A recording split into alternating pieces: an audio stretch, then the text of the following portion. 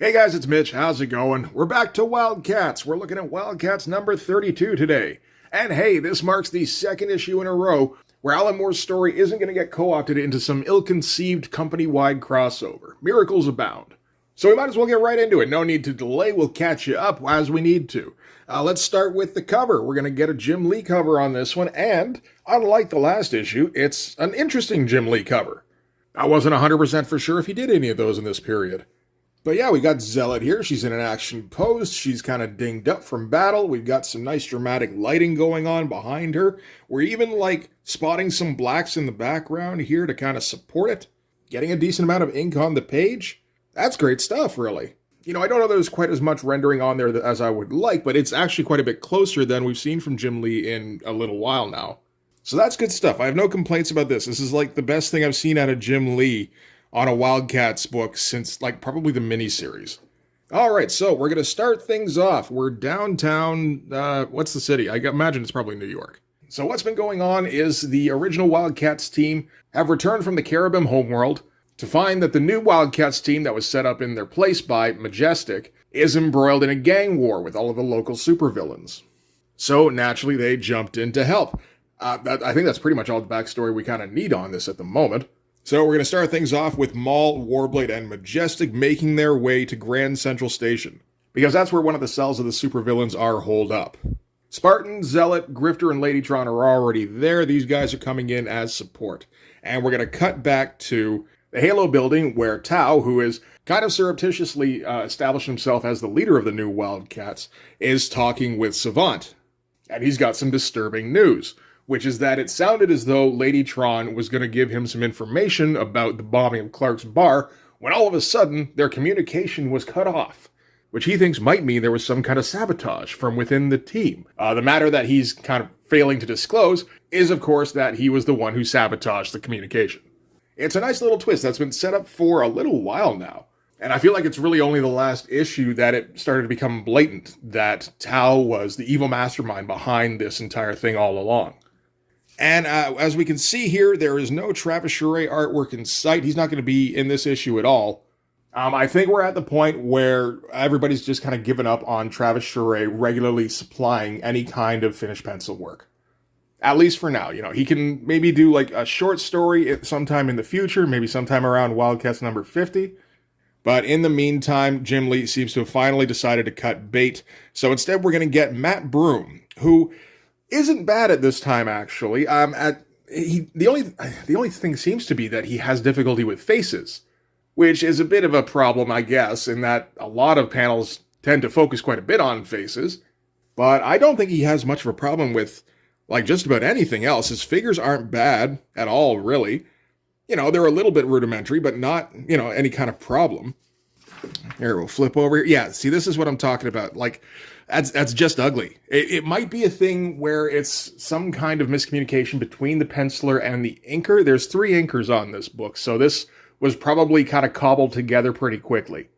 It might have been a case where Travis Charest was attempting to try and get some pages done, and they realized they weren't going to get much of anything, so it's shit, who else we got?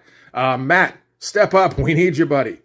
So after a clumsy first couple of pages, we actually get a pretty nice one here. Because this whole deal is Tao basically manipulating Savant into starting to suspect members of the old Wildcats team of this supposed sabotage. First, he's going to focus more on Zealot, and he's going to play on the natural rivalry between immortal siblings, before quickly walking it back and saying, you know what, I don't even want to push too far down that road, because I don't want to influence you on this one. You're smart enough to draw your own conclusions. You don't need my help on that. Besides, there's way more likely suspects to consider, like Grifter. Didn't he start out as a low-rent assassin superhero? He's a much more likely suspect than Zealot anyway. And really any member of the old Wildcats team could be a suspect. They've resented us ever since they came back from space. Not that there's been any kind of evidence of that at all, but, if he says it, and Savant's all twisted up over him anyway, and she tends to kind of believe anything he says, then, you plant a seed of doubt, and who knows what could happen. And she really is twisted up, He says, I have to admit, I've been half expecting a bullet in the back of the head from him since we met. And Savant's immediate reaction is, over my dead body. I love you. I'd die for you. And he's like, I know, darling, I know. And, you know, if we've been paying attention, we know he's been manipulating her for quite some time, as he's been manipulating every member of the new Wildcats team. Her most of all, though. But yeah, I mean, for our shot of Grifter here, as he's against, I think this is Death Trap, like, that's a pretty great looking panel, really. Very dynamic. Crazy. I have no idea what this angle's even meant to be. Doesn't matter. It looks cool. Good pose. Again, maybe some amateurish kind of elements here and there, but like they're very small, really. One thing about Wildstorm, like Jim Lee, you know, like, yeah, he's a very good businessman, but he also seems to have a pretty good eye for talent. You know, you look at like Liefeld and honestly Valentino, neither of them really developed anybody of any interest. Apart maybe from Stephen Platt with Liefeld, but Liefeld didn't have anything to do with that. But you look at Silvestri and McFarlane and the guys they found, and it's like, yeah, no, those guys actually knew what they were looking for. So now we're going to flash to another part of the city where Lady Tron is fighting against Overkill. It's a good old-fashioned heroes versus villains comic book brawl. That's actually been set up with a little bit of story and like some justification for the events happening. It's very nice. And we also get our credits here. So Alan Moore's story, naturally, pencils by Matt Broom. Pat Lee is in here somewhere. I'm not even sure where. It's a little bit difficult to differentiate Pat Lee from Matt Broom, honestly.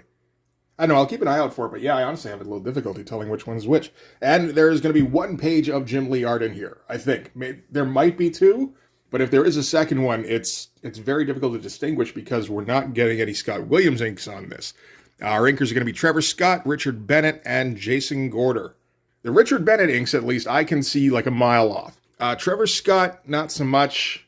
Jason Gorder, I don't even know who that is. So I don't know what the differences in their styles are. So anyway, Overkill is tossing Lady Tron all around the place. He's doing the Hulk flipping her back and forth thing, essentially. All the while kind of musing that it's a shame he has to destroy her because like she's obviously a very well put together robot.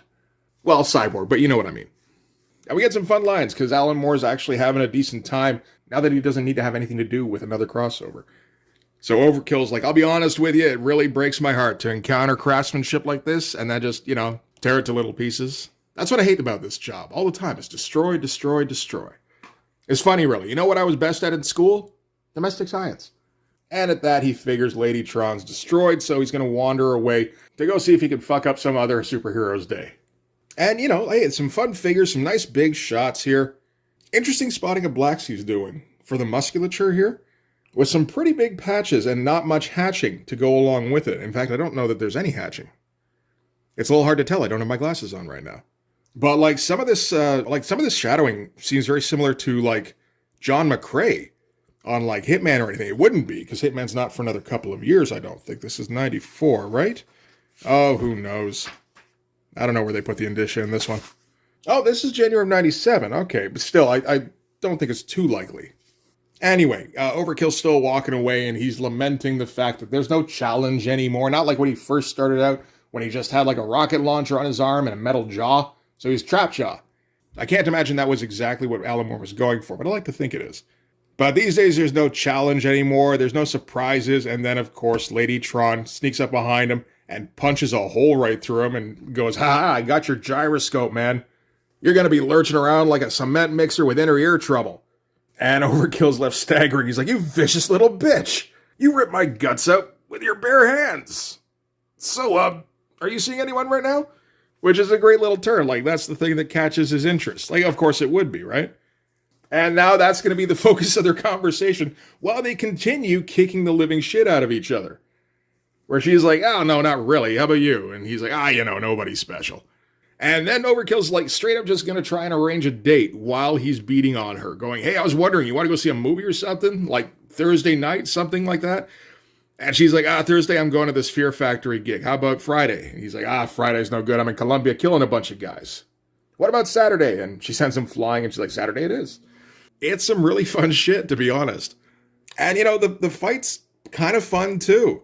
Where, you know, she boots him in the jaw. It's got a nice little bit of impact there, kind of stretching that leg out quite a bit. And then there's a little bit of back and forth between the two of them here. And, you know, it's fun action that, like I said, has some impact. So it's good stuff.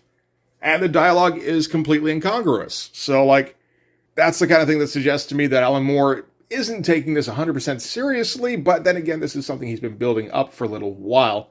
Like Alan Moore stated before, that everything he did with Wildstorm, with Todd McFarlane, and with the early days of his partnership with Rob Liefeld. All of that stuff was just for the paycheck. It was, just paying the bills. So really, this is just, kind of entertaining himself. He's come up with a fun narrative for it. You know that it's not really anything Alan Moore's focused on in the fact that it's not particularly intricate. Well, that's the thing. It doesn't have to be intricate. It just has to be, engaging enough, really. And if the artwork is semi-decent, then you got some quality comics there. And he's going to throw in some dialogue that's fun as well. This is the Alan Moore version of a brainless comic, but it's still an entertaining read. Okay, so from there, we're going to cut to Grifter. We did a nice little transition here, actually, where, the fight between Overkill and Lady Tron was in the background, and then Grifter's in the vicinity, so we're going to cut to him, and then the fight the Grifter's in with Death Trap. This fucking thing won't stop shifting. All right, that's going to have to do it. And Grifter and Death Trap they're not going to have the most interesting conversation just yet. They're more doing the traditional thing that heroes and villains do, where Death Trap's kind of taunting Grifter. He's like, hey, what happened to that one-shot shit you were talking about before? You're an old man now, Grifter. Just admit it. And then, of course, he's going to take some shots and catch him in the leg here, being like, I'm like fine wine. I improve by the year. Again, fun shots here. And, that's a tough pose to actually make look cool. With Grifter, doing a rocket kick right in the middle of it here.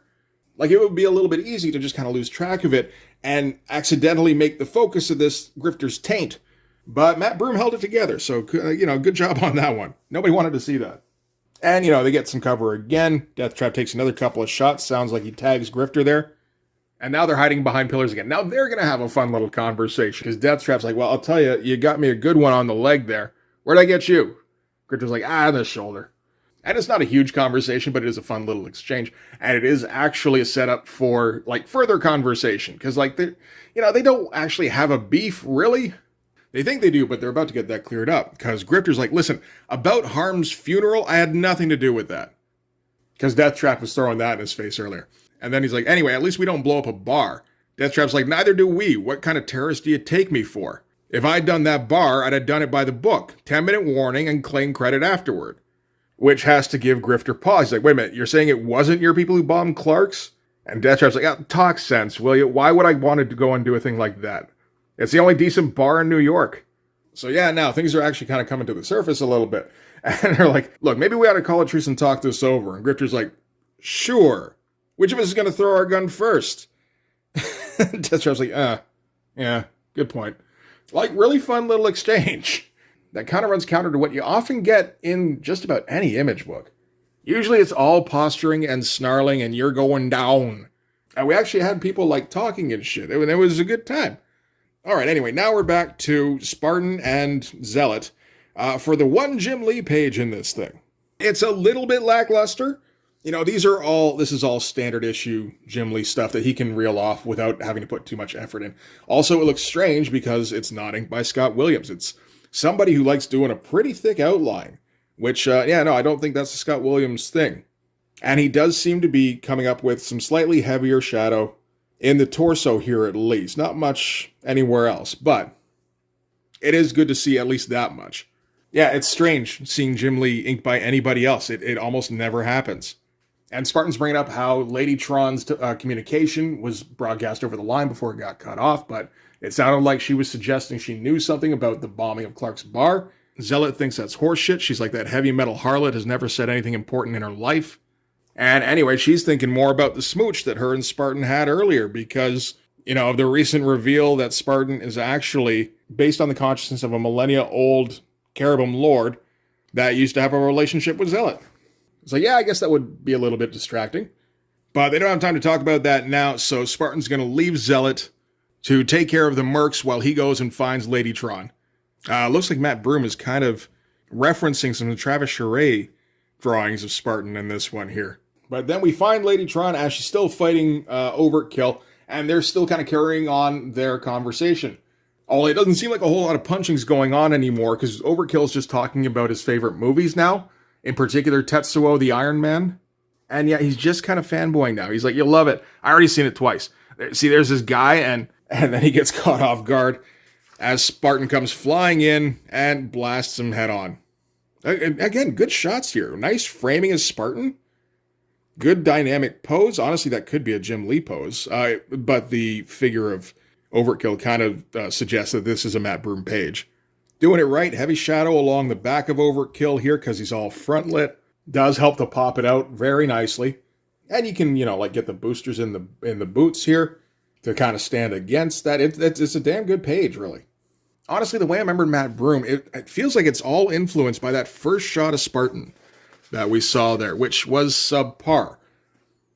But I think, yeah, that's probably down to the inking because, everything else with Spartan has been okay. Well, I guess that's really all we've gotten so far.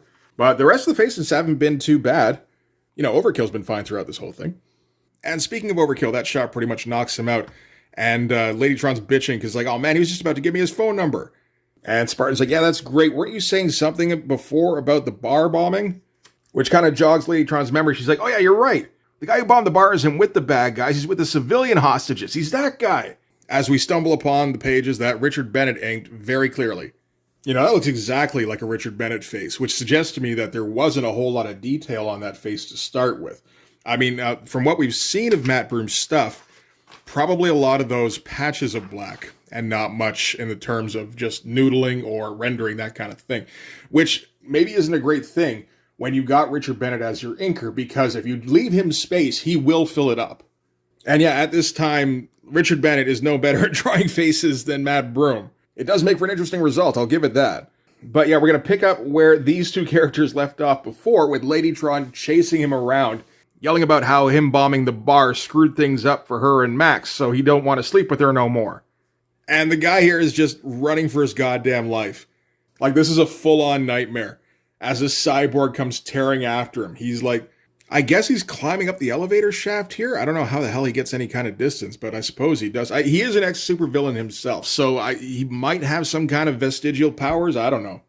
But right now, he's just using them to run, going, oh God, just let me live, cripple me, anything. I just don't want to die. And that's when Lady Tron comes busting up through the floor going, so anyway, you've completely ruined my sex life, so I was wondering if there was any way I could return the favor. And he starts screaming and just running again. It's some fun Terminator-style stuff. See, this is the problem with the mandatory company-wide crossover, is that Alan Moore was building up a pretty good head of steam. And, these books actually have momentum. And if you interrupt him, you gotta, reinsert the audience and, re-explain everything to them. Just the last issue we had was kind of reestablishing the status quo. Now we can finally see where Alan Moore intended for this to go. And it's a damn good time. Anyway, we're going to cut back to Zealot here. I wonder if these were Jim Lee breakdowns or anything, because these are boring as hell. And he has used the window pane page layout before. But it looks like Zealot's getting worked over by the mercs she was left behind to deal with. When all of a sudden there's this rumbling, and the mercs start backing off as Maul busts up through the floor with Majestic and Void and Warblade alongside him for a nice dynamic splash page. Whole bunch of stuff going on. This might still be a Richard Bennett ink page, just judging by all the scratchy rendering on, the shoulder pads here. Nobody else has time for that. Richard Bennett has all the time in the world for noodly hatching details. So with 5 Wildcats in the room, like these two mercs, they got no chance now. They get wiped out pretty quick. Oh, it looks like Fuji's in there with him. Majestic's yelling to hit him hard and fast, but then Grifter and Deathtrap show up, and Grifter's like, no, hold up. We've actually called a truce. So I guess somebody eventually did throw down their gun. And Majestic's not having it, because he's a millennia-old Caribbean warlord. He's like a general, so he's like, truce? Warriors don't call truces. It's a little better than surrender. But, Grifter and Deathtrap have been talking, and Grifter's like, this war benefits nobody. How did we even get into it? And Spartan goes, well, Lady Tron seemed to have some ideas about that, but she took off after that villain guy. So now they got to go hunt down Lady Tron. Grifter's like, oh, fuck, she's going to annihilate him. Void, get me to the roof immediately. And they teleport to the roof. Grifter's immediately running, yelling, no, don't do it. We need him. But turns out Lady Tron has actually discovered a modicum of restraint because she's only dangling the guy over the edge of the roof here. And she's like, chill, Gramps, he ain't going nowhere for a while. So things are finally slowing down. And it looks like the Wildcats are finally going to start to figure some shit out. They figure out his name and they're like, okay, so who hired you to bomb the bar? And the guy's like, I can't. He said he'd make things bad for me. Lady Tron's like, bad? You're about 3 seconds away from being sauce bolognese. Who bombed the fucking bar? And the guy's like, fuck, I don't want any of this. I just stood in front of him at that restaurant. And that kind of puts a halt on everything, because Grifter's like, wait, what restaurant? And we're doing a flashback to, I don't even know what WILDCATS issue it would have been, like 25, 24, something like that. Like right at the beginning of the Alan Moore run. I think maybe the first outing of the new WILDCATS team, when they were capturing Lady Tron. But the guy here was apparently there. I think he was guarding an Amir or something like that. And while all the action was happening, apparently, the guy who hired him, which is Tao. You know, like we've already said, Tao is the mastermind behind all this. He was part of that WILDCATS team that was trying to bring in Lady Tron. But yeah, while Lady Tron was fighting everybody, he put a tracer on this guy here. And then a couple weeks later, he found him. And he's like, he did stuff, man. He did stuff to my head. And that immediately clues him Majestic, like, oh shit, it's Tao. Which I like. Like, everybody knows the character that fucks with everybody's head.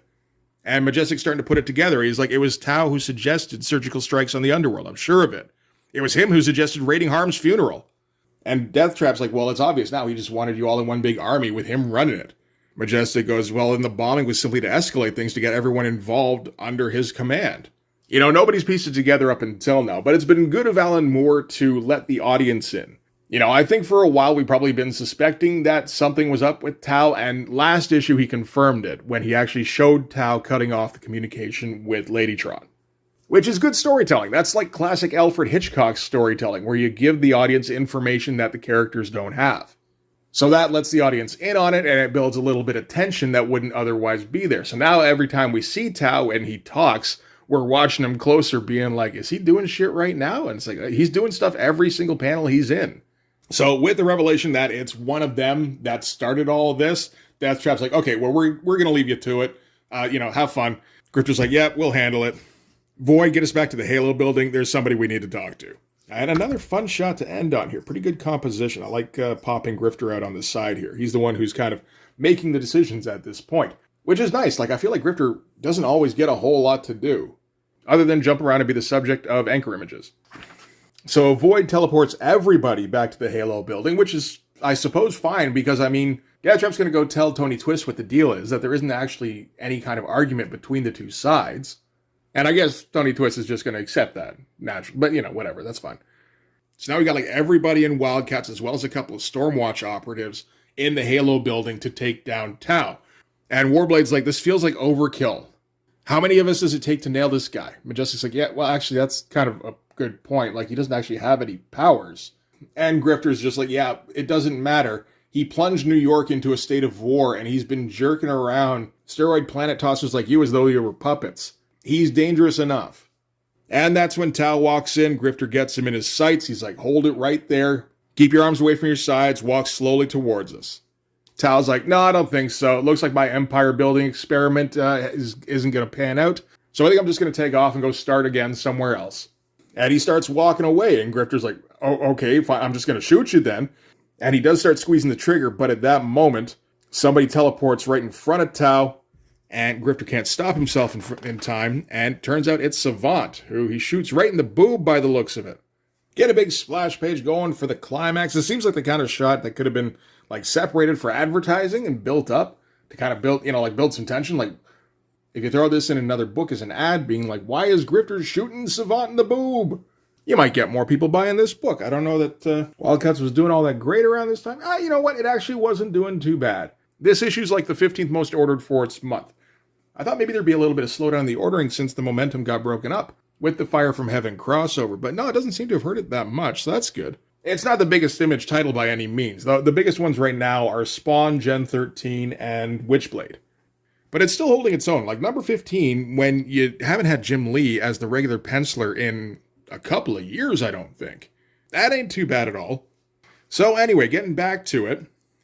Savant is shot now. So, she's on the floor now. She's bleeding profusely from the boob.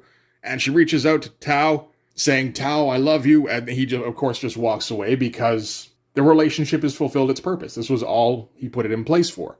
Zealot runs up naturally. They're sisters. Yeah, there's always some kind of argument between the two, but in times of crisis, familial bonds, all that kind of shit. Lady Tron is actually being, compassionate. She's, supporting up Savant's head and everything.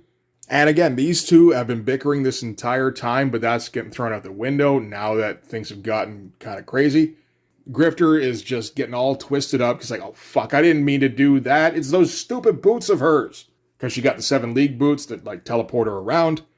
So the Wildcats are all in disarray now. Everyone's emotional, except for Warblade, because Warblade has the emotional depth of a blender, and he's like, so who's going after this Tau guy anyway?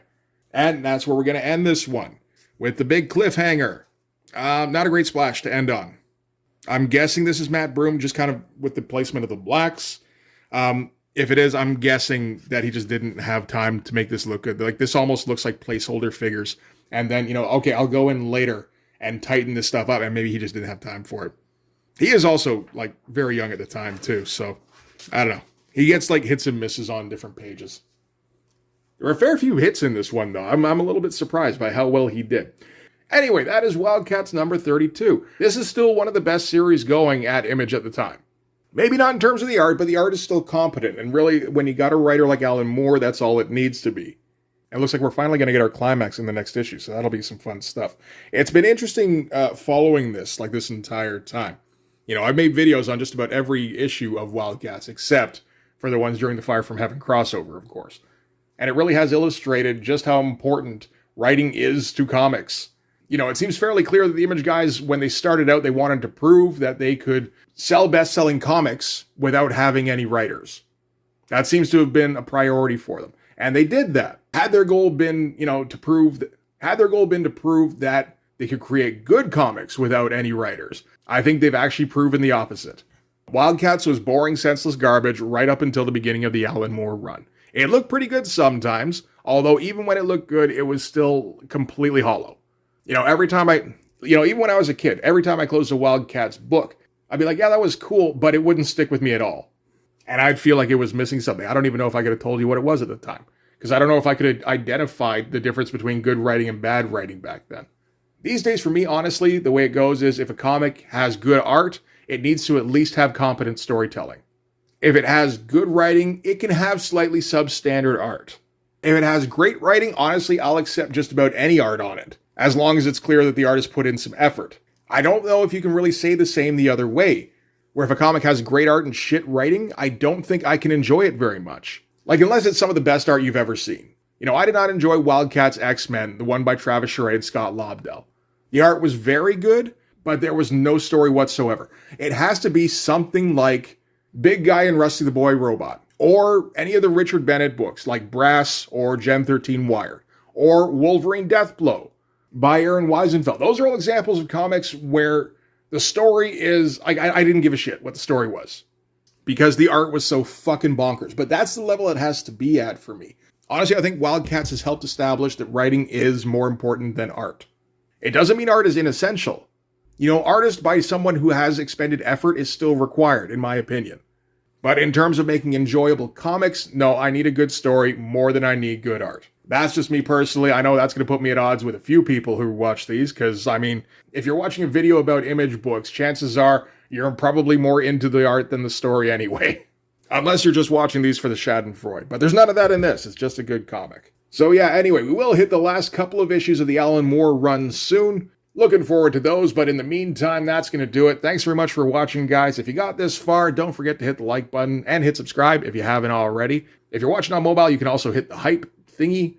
And right about now, there should be a link coming up for my Patreon, so you can always check that out too. But yeah, that's going to do it for this one. Thanks again for watching, guys. I'll see you in the next one.